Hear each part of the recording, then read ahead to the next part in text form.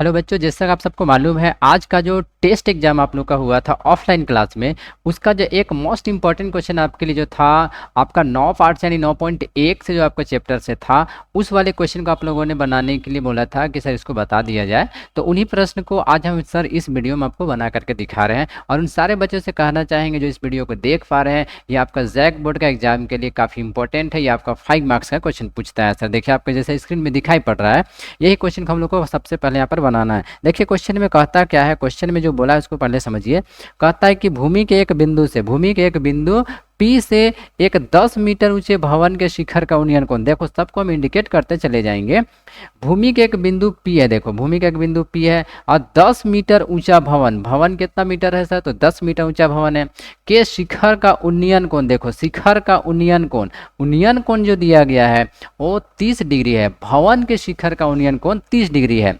आगे कहता है भवन के शिखर पर ध्वज को लहराया गया, भवन के शिखर पर ध्वज को लहराया गया है। और कहता है कि पी से ध्वज के शिखर का उन्नयन कोण, देखो पी से ध्वज के शिखर का उन्नयन कोण, फिर से ध्वज का शिखर, देखो ध्वज का शिखर का उन्नयन कोण जो दिया गया है वो हमारे लिए क्या है, 45 डिग्री है। आगे क्वेश्चन में बोला है कि उपयुक्त कथन के लिए, देखो उपयुक्त कथन के लिए हम लोग को क्या करना है, एक चित्र बनाना है और आगे ध्वज की लंबाई ज्ञात करना है और बिंदु पी से भवन की दूरी ज्ञात करना है। ये सारे चीजें जो है आप लोगों को ज्ञात करना है इस क्वेश्चन में।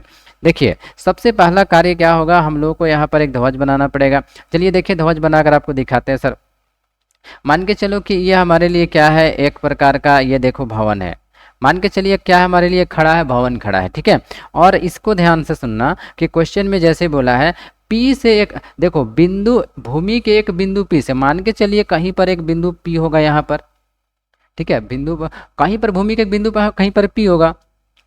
अब यहीं से क्या किया जाता है, इस प्रकार से देखो ऐसे एक लाइन खींच लिया जाता है। अब क्वेश्चन को थोड़ा समझना, यहाँ पर क्या कहता है, भूमि के एक बिंदु पी से, इस भूमि के एक बिंदु को पी हम लोग मान लेंगे और इस बिंदु पी से जो है भवन के शिखर का उन्नयन कोण, देखिए भवन के शिखर का उन्नयन कोण जो दिया गया है वो हमारे लिए यहाँ पर 30 डिग्री अभी दे दिया गया है।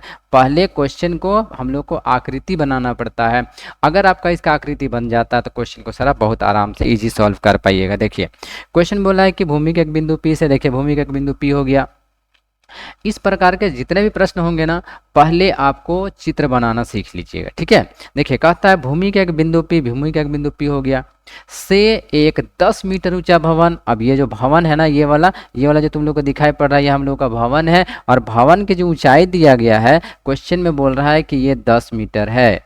भवन की ऊंचाई क्या दिया गया है, 10 मीटर दिया गया। थोड़ा ध्यान से देखना, भवन की जो ऊंचाई दिया गया है ये वाला, ये हम लोग का 10 मीटर दिया गया। सर देखो भवन की ऊंचाई क्या दिया गया है, तो कहेंगे 10 मीटर दिया गया है। आगे समझना, 10 मीटर ऊंचे भवन के शिखर का उन्नयन कोण, अब इसका शिखर का उन्नयन कोण कितना है, 30 डिग्री है।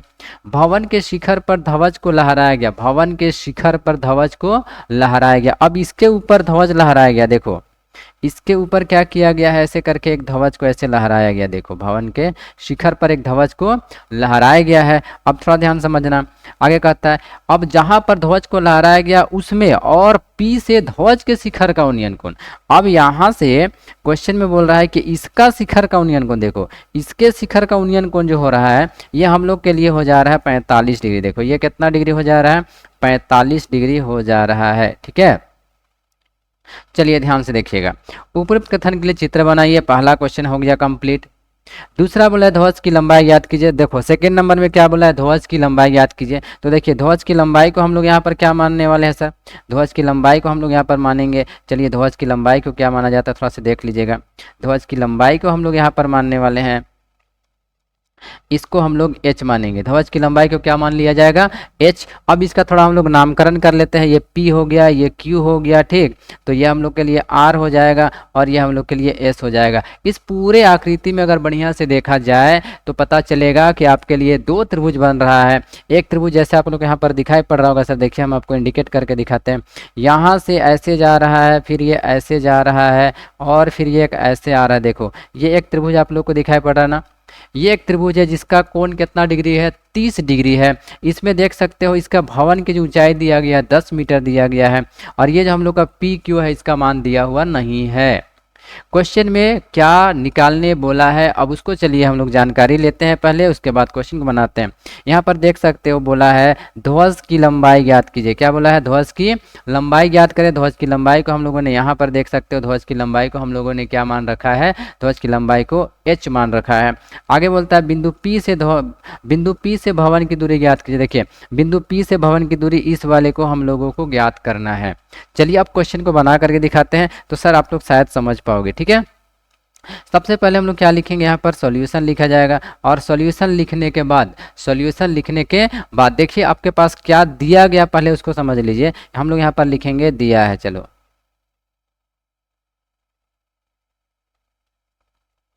देखिए क्या दिया गया हमारे पास दिया गया, देख सकते हो क्यू आर की ऊंचाई। देखो क्यू आर क्या दिया गया, हम लोग यहाँ पर क्या लिखेंगे? क्यू आर बराबर दिया गया है 10 मीटर, तो हम लोग लिखेंगे क्यू आर बराबर 10 मीटर दिया गया। और देख सकते हो कि हम लोग अब कुछ भी दिया हुआ नहीं, सिर्फ क्यू आर का मान क्या दिया गया? 10 मीटर। उसके बाद हम लोग को यहाँ पर माने हैं ध्वज की लंबाई ज्ञात करें, बोला था ना, तो यहाँ पर लिखेंगे माना, देखिए माना ध्वज की लंबाई, ध्वज की और ध्वज की लंबाई को हम लोगों ने यहाँ पर क्या माना है उसको थोड़ा समझिएगा। ध्वज की लंबाई को आर एस बराबर, देखो आर एस बराबर हम लोग क्या माने हैं? एच माने हैं सर। ध्वज की लंबाई को क्या माने हैं? एच माने हैं। देख सकते हो यहाँ पर माना गया है ध्वज की लंबाई को क्या माना गया है? एच माना गया है। नीचे हम लोग लिख सकते हैं ना, इसलिए क्या लिखेंगे? इसलिए। अब थोड़ा सा एक बात ध्यान से समझना, अब अगर हम लोग को कहेंगे टोटल ऊंचाई क्या होगा, ऊपर से नीचे तक का जो टोटल ऊंचाई होगा ये कितना होगा, तो सर आपको पता होना चाहिए कि टोटल ऊंचाई अब हम लोग यहाँ पर क्या लिख सकते हैं। देखिए टोटल ऊंचाई ऊपर से नीचे तक, टोटल देखो Q से लेकर के S तक टोटल जो ऊंचाई होगा हमारे पास वो हो जाएगा। देखो यहाँ से थोड़ा सा समझिएगा कि यहाँ से यहाँ तक है 10 और यहाँ से यहाँ तक h है, तो टोटल क्या होगा? टोटल हम लोगों के पास होगा 10 प्लस h। क्या हो जाएगा? ध्यान से देखिएगा, ये हो जाएगा 10 प्लस h हो जाएगा। ऐसा देखो 10 प्लस h यहाँ पर लिख देते, देखिए 10 प्लस h हो जाएगा। किसकी ऊंचाई हो जाएगा? टोटल यहाँ से लेकर के यहाँ तक की जो टोटल ऊंचाई होगा ना, देखिए टोटल जो ऊंचाई होगा यहाँ से लेकर के टोटल यहाँ से ऊपर से लेकर नीचे तक, इस ऊंचाई को हम लोग क्या मान लेंगे? h मान लेंगे। देखो टोटल जो ऊंचाई होगा इसको क्या माना जाएगा? h माना जाएगा। शायद ये बातें आप लोगों को क्लियर हो गया होगा। ठीक, चलिए तो नीचे लिख सकते हैं क्यू एस बराबर, नीचे लिखेंगे इसलिए क्यू एस बराबर क्या होगा? 10 प्लस h हो जाएगा सर। क्लियर हो गया? अब चलो देखो, अब हम लोग के पास दो त्रिभुज बन रहा है। पहला त्रिभुज यहाँ पर बन रहा है, उसको देखिए पहला त्रिभुज यहाँ पर क्या बन रहा है? यहाँ से इधर जा रहा है, फिर इधर जा रहा है, देखो इस प्रकार से, और एक त्रिभुज इस प्रकार से बनता हुआ दिखाई पड़ रहा है। तो हम लोग यही त्रिभुज के बारे में सबसे पहले स्टार्टिंग में बनाएंगे। लिखेंगे यहाँ पर समकोण त्रिभुज। क्या लिखना पड़ेगा? ध्यान से देखिएगा, समकोण त्रिभुज। देखिए समकोण त्रिभुज का नाम क्या है? P Q R. समकोण त्रिभुज का नाम क्या है? P Q R. लिखेंगे समकोण त्रिभुज पी क्यू आर में। देखिए समकोण त्रिभुज पी क्यू आर में। अब पी क्यू आर सबको दिखाई पड़ रहा है, समकोण त्रिभुज क्या है? P Q R. तो पी क्यू आर में क्या दिया है, क्या निकालना, बस इतना सा। सारे बच्चे जानते हो कि जब कभी भी इस प्रकार से आएगा, अब इसमें आपको क्या करना है कि क्या दिया है और क्या निकालना है। देखो पी क्यू आपका निकालना है और क्यू आर आपका दिया है, तो यहाँ पर फॉर्मूला क्या बनता है? निकालना है बटा दिया है। देखिए हमारे पास निकालना क्या है? पी क्यू, तो हम लोग ऊपर लिखेंगे पी क्यू, और निकालना क्या है? देखो निकालना बटा दिया है, दिया है हमारे पास क्यू आर, तो दिया हुआ को नीचे लिख देंगे क्यू आर। अब छोटा सा एक चीज समझिएगा कि पी क्यू जो है, पी क्यू को क्या कहा जाता है? पाइथागोरस थ्योरम के भाषा में ये जो वाला है, ये वाला, इसको आप क्या कहते हो? इसको क्या कहते हो? इसको हम लोग आधार कहते हैं, और इसको क्या कहते हैं? लंब कहते हैं। इसलिए हम लोग यहाँ पर क्या लिखेंगे, देख सकते हो, इसको हम लोग आधार कहेंगे पी क्यू को। देखो पी क्यू को क्या कहेंगे? पी क्यू को सर हम लोग आधार कहेंगे, इसलिए यहाँ पर लिख लेंगे आधार बटा क्यू आर। देख सकते हो क्यू आर, देखो दिखाई पड़ेगा सर आप लोगों को, हम यहाँ पर इंडिकेट कर दे। देखो क्यू आर ये वाला हो गया, इसको हम लोग क्या कहते हैं? इसको लंब कहा जाता है, इसलिए हम लोग यहाँ पर कहेंगे क्यू आर को क्या कहा जाता है? लंब, यानी कि एल कहा जाता है। ठीक है, चलिए इतना करने के बाद अब हम लोग यहाँ पर देखो पी क्यू का मान तो दिया हुआ नहीं है, तो यहाँ पर पी क्यू लिख देंगे बटा क्यू आर का मान। देख सकते हो कि क्यू आर का मान हम लोग के पास पता है 10 मीटर दिया गया है, बराबर आधार बटा लंब जो होता है, आधार बटा लंब। आप लाल काका पे जा करके चेक कर लेना सर, ठीक है, लाल बटे कक्का पे आप चेक करके देख लेना कि लंब आधार बटे लंब जो होता है वो हमारे लिए कॉट का मान होता है। यानी कॉट कितना डिग्री, अब देखो कौन सा त्रिभुज में अभी काम किया जा रहा है उसको पहले समझिए। ये वाला त्रिभुज में अभी हम लोग काम कर रहे हैं, ये वाला त्रिभुज में देखो, इस वाले त्रिभुज में हम लोग काम कर रहे हैं और इसका जो मान दिया गया है वो 30 डिग्री दिया गया है। तो हम लोग यहाँ पर क्या लिख सकते हैं, 30 डिग्री इस प्रकार से लिख लिया गया। देखो अब क्या बचा, पी क्यू बटा 10 बराबर पी क्यू बटा 10 बराबर, अब हम लोग देखेंगे यहाँ पर कि कॉट 30 का मान क्या होता है, √3 हो जाता है। तो इस तरह से लास्ट हम लोग जब यहाँ पर निकालेंगे पी क्यू बराबर किसके बराबर, ध्यान से देखो यहाँ पर हम लोग लिखेंगे जब पी क्यू बराबर तो क्या हो जाएगा 10√3 हो जाएगा। सर क्लियर हो गया होगा शायद। तो पी क्यू बराबर क्या हो जाएगा हम लोग के पास 10√3 हो जाएगा। देखिए पी क्यू का मान हम लोग के पास आ गया है, निकालने बोला था पी क्यू का मान, तो पी क्यू का मान हम लोग के पास आया 10√3। आगे देखिए ध्यान से समझिएगा तो शायद आप लोग को बेहतर समझ में आने वाला है। सर दूसरा जो त्रिभुज हम लोग के पास बन रहा है, दूसरा त्रिभुज देखिए कहाँ से बन रहा है उसको हम इंडिकेट कर रहे हैं। सर यहाँ से ऐसे जा रहा है और कुछ इस प्रकार का ऊपर जा रहा है और फिर कुछ इस प्रकार का नीचे आ रहा है। ये त्रिभुज में हम लोग को अभी काम करना है। इस त्रिभुज को हम लोग क्या कहेंगे, थोड़ा ध्यान से सुनिएगा, इस त्रिभुज में लिख लेंगे पुनः, क्या लिखेंगे पुनः, देखिए पुनः दूसरा त्रिभुज का नाम क्या है, पी क्यू एस, त्रिभुज का नाम क्या है पी क्यू एस, लिखेंगे समकोण त्रिभुज। देखिए क्या लिखना पड़ेगा, समकोण त्रिभुज पी क्यू एस में। अभी हम लोग कौन सा त्रिभुज में काम करेंगे, तो समकोण त्रिभुज पी क्यू एस में काम करेंगे। पी क्यू एस में कहाँ पर काम करेंगे, पी क्यू एस में। अब पी क्यू एस में क्या करेंगे, देखो क्यू एस हम लोग का निकालना है इसलिए क्यू एस को ऊपर लिख देंगे और पी क्यू अभी कहोगे सर ये वाला भी तो खाली है ना, अब ये खाली नहीं है छुआ लोग। देखो यहाँ पर पी क्यू का मान हम लोग के पास आ चुका है, देख सकते हो यहाँ पर देखिए पी क्यू का मान हम लोग के पास आ चुका है। ठीक है, इसलिए हम लोग का मान यहाँ पर दिया गया है, इसलिए इसको हम लोग क्या करेंगे, निकालना है बटा दिया में लिख लेंगे। ठीक है, तो क्यू एस निकालना है और दिया हमारे पास क्या है पी क्यू, तो बराबर देंगे कुछ इस प्रकार का।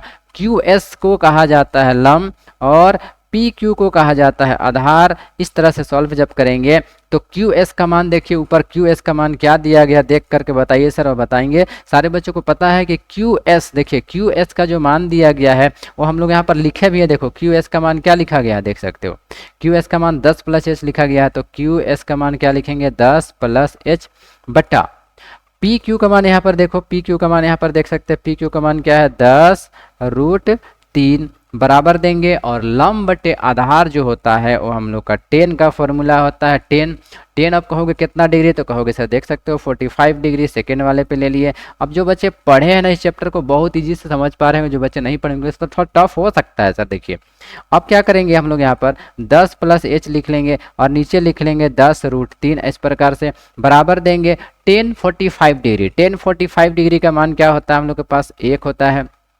अब यहाँ पर लिखेंगे 10 + h बराबर 10 और √3 को जब गुना करेंगे, ध्यान से देखिएगा 10 और √3 को जब 10√3 और 1 को जब गुना करेंगे तो क्या हो जाएगा हमारे पास 10√3 हो जाएगा।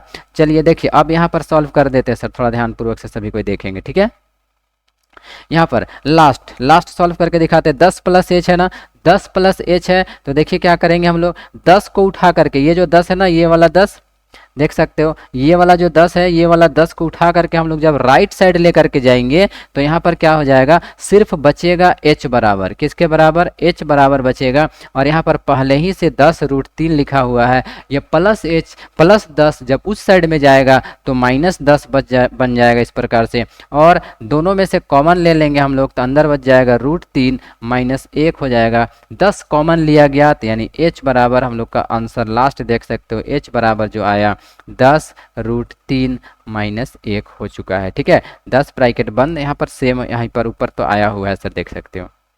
देखिए तो हम लोग का ये जो फाइनल आया ये वाला हम लोग का 10√3 का आ चुका है। देखो तो h का भी मान आ गया, h का मान आ गया मतलब समझ जाना कि किसका मान आ गया, ध्वज की लंबाई, किसकी लंबाई आ गया, ध्वज की लंबाई आ गया। और देखो पी क्यू का मान आया हुआ है, यहाँ पर देख सकते हो पी क्यू का मान 10√3 है और h का मान है यानी ध्वज की लंबाई ज्ञात करने के लिए बोला था, ध्वज की लंबाई निकल गया। चलो निकाल करके आप दिखा देते हैं सर लास्ट पेज पे। चलिए लास्ट में हम लोग क्या लिखेंगे, अतः पहला क्या बोला था ध्वज की लंबाई, तो हम लोग यहाँ पर लिखेंगे अतः ध्वज की लंबाई। देखिए ध्वज की लंबाई, ध्वज की लंबाई में क्या निकालने बोला था, ध्वज की लंबाई, हम लोग ध्वज की लंबाई को h माने थे और h का जो मान आया है 10, ब्रैकेट बंद करेंगे, √3 - 1, ये हम लोग का ध्वज की लंबाई आया है। ठीक है, उसके बाद बोला था बिंदु P से भवन की दूरी, तो लिखेंगे बिंदु P से भवन की दूरी। देखिए P से किसकी दूरी, तो लिखेंगे भवन की दूरी, बोलो P से भवन की